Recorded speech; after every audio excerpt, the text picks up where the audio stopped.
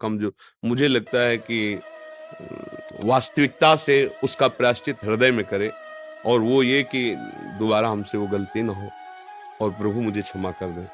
तो सच्चाई तो प्रभु के क्षमा करने से होगी, हम दूसरों को क्यों बताएं। रहीमन मन की मन व्यथा, रहीमदास जी कहते हैं, रखिए मन में गोए, सुन इठले हैं लोग सब, बांट न ली है कोई।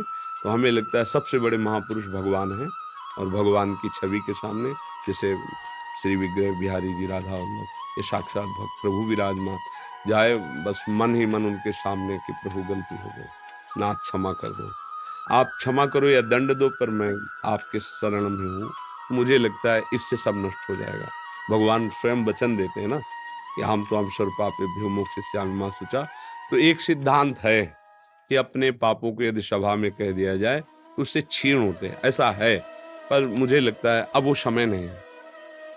ये कपटी संसार, छली संसार, वो फिर छल कपट करेगा, ठीक नहीं है। ऐसा उदाहरण भी आता है, एक अयोध्या के राजा थे, तो वशिष्ठ जी से पूछा, उनके शरीर में कुष्ठ था कि मेरे पूर्व पाप से कुष्ठ आया, मैं क्या करूं, कैसे से।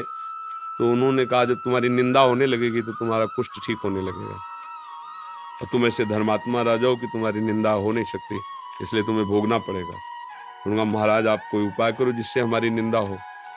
तो उनके बड़े भाई पहले राजा थे और पधार चुके थे युद्ध में, तो बोले 2 घंटे जाके भगवान श्री राम का चरित्र रात्रि में 9 से 11 बजे तक सुनाओ।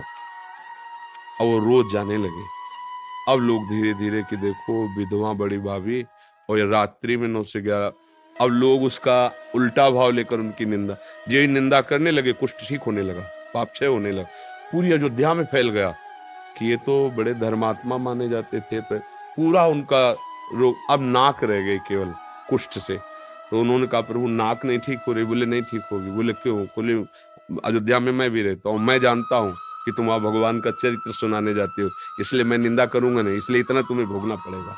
तो ये ऐसा शास्त्रों में पाया जाता है। पर मुझे लगता है सर्वांतर्यामी भगवान से समर्थ और कोई नहीं है। भगवान का आश्रय लेकर उनका भजन किया जाए तो भगवान निश्चित, भगवान कह रहे हैं अपिचेत सुदुराचारो। देखो एक अंदर की बात हृदय की कहते हैं, हम सब अपना परिवार जैसा है, हम एक दूसरे को बड़ा, एक दूसरे को बुरा, एक दूसरे को, अपने हृदय में जाके देखो, इतनी प्रबलता है विषयों की कि किसी से कभी भी चूक हो जाती है, पर दूसरे से जब चूक होती है तो हम उसको बुरा कहते, दुष्ट है, नीच है, पापी है। और वही काम हजारों बार हमसे हो चुके हैं, हम अपने को शेप रखना चाहते हैं।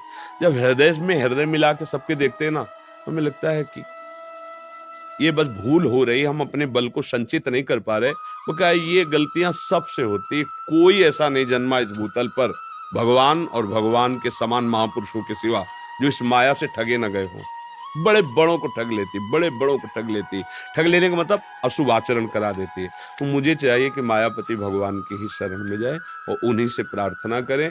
किसी और से कहने में हमें अब सही नहीं दिखाई दे रहा। युग धर्म होता है, जैसे पहले क्या है कि अपनी खोल के बात सारी रख दी, तो अब वो हर उपाय करेंगे आपको बचाने का। आज हो सकता है कि हम जिस जगह खोल के बात रखें वहीं से हमें धोखा मिल जाए। इसलिए मुझे सत्य सच्चिदानंद भगवान के सामने अपनी बात कह देनी चाहिए। और वो कह रहे हैं अपिचे सुदुराचारो भजते माम अनन्य भाग, साधुर्य समन्तव्या सम्यक व्यवसिता। ऐसा प्रभु मैं जैसा हूं, आपका नाथ मेरे से गलती, वो ठीक कर देंगे। समझ में आ रहा है आपको?